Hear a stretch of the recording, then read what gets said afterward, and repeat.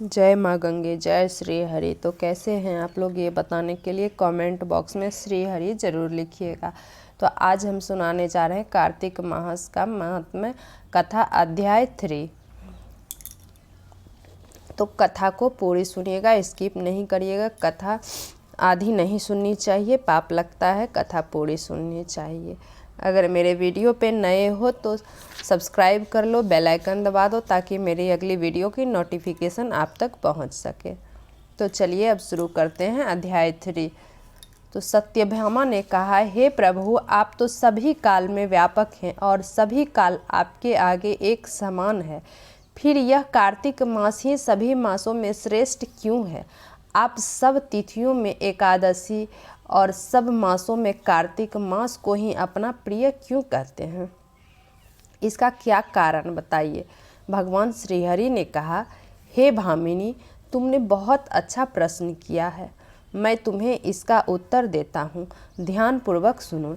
इसी प्रकार एक बार महाराज बेन के पुत्र राजा पृथु ने प्रश्न के उत्तर में देवर्षि नारद से प्रश्न किया था और जिसका उत्तर देते हुए नारद जी ने उसे कार्तिक मास की महिमा बताते हुए कहा, हे राजन, एक समय शंख नाम का एक राक्षस बहुत बलवान एवं अत्याचारी हो गया था।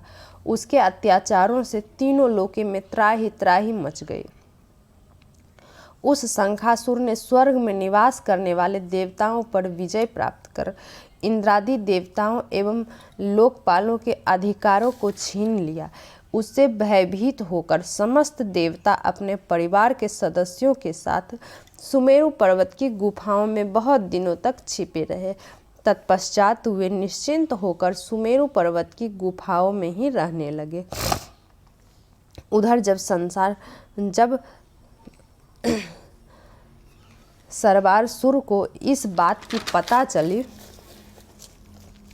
कि देवता आनंद पूर्वक सुमेरु पर्वत की गुफाओं में निवास कर रहे हैं, तो उसने सोया कि ऐसा कोई दिव्य शक्ति उसने खोजा कि ऐसा कोई दिव्य शक्ति अवश्य है जिसके प्रभाव से अधिकारहीन यह देवता अभी भी बलवान है। सोचते सोचते वह इस निर्णय पर पहुंचा कि वेद मंत्रों के बल के कारण ही देवता बलवान हो रहे हैं। यदि इनसे वेद छीन लिए जाए तो वे बलहीन हो जाएंगे।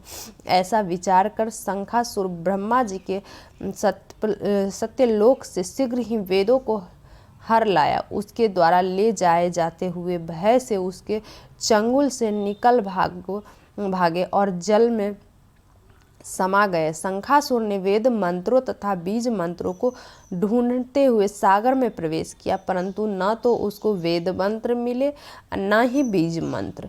जब शंखासुर सागर से निराश होकर लौटा तो उस समय ब्रह्मा जी पूजा की सामग्री लेकर सभी देवताओं के साथ भगवान विष्णु की शरण में पहुँचे और भगवान को गहरी निद्रा से जगाने के लिए गाने बजाने लगे और धूप गंधा आदि से बारंबार उनका पूजन करने लगे।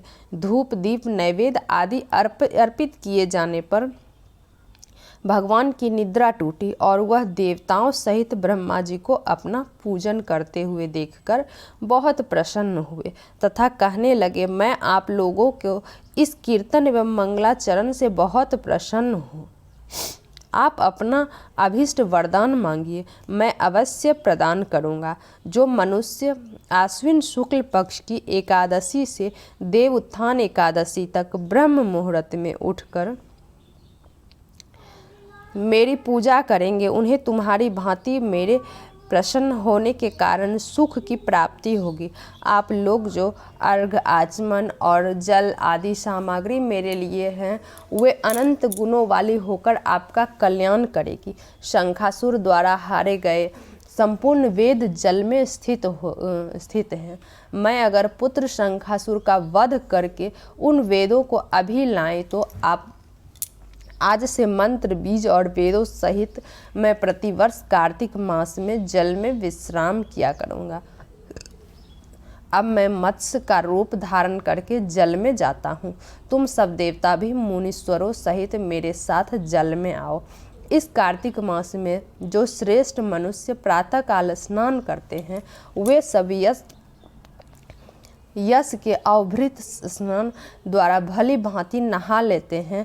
हे देवेंद्र, कार्तिक मास में व्रत करने वालों को सब प्रकार के धन, पुत्र पुत्री आदि देते रहना और उनकी सभी आपत्तियों से रक्षा करना। हे धनपति कुबेर, मेरी आज्ञा के अनुसार तुम उनके धन धान्य की वृद्धि करना, क्योंकि इस प्रकार का आचरण करने वाला मनुष्य मेरा रूप धारण करके जीवन मुक्त हो जाता है। जो मनुष्य जन्म से लेकर मृत्यु पर्यंत विधि पूर्वक इस उत्तम व्रत को करता है वह आप लोगों का भी पूजनीय है।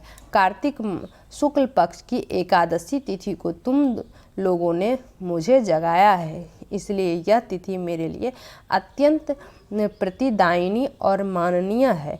हे देवताओं, यह दोनों व्रत नियम पूर्वक करने से मनुष्य मेरा सानिध्य प्राप्त कर लेते हैं।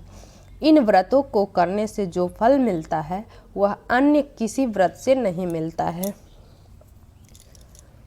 अतः प्रत्येक मनुष्य को सुखी और निरोग रहने के लिए कार्तिक महात्म्य और एकादशी की कथा सुनते हुए उपयुक्त नियमों का पालन अवश्य करना चाहिए। तो आज मैं अध्याय 3 सुनाई हूँ, कल मैं अध्याय 4 भी डालूँगी। तो मेरी वीडियो आप लोग को कैसी लगी कमेंट बॉक्स में ज़रूर बताएं।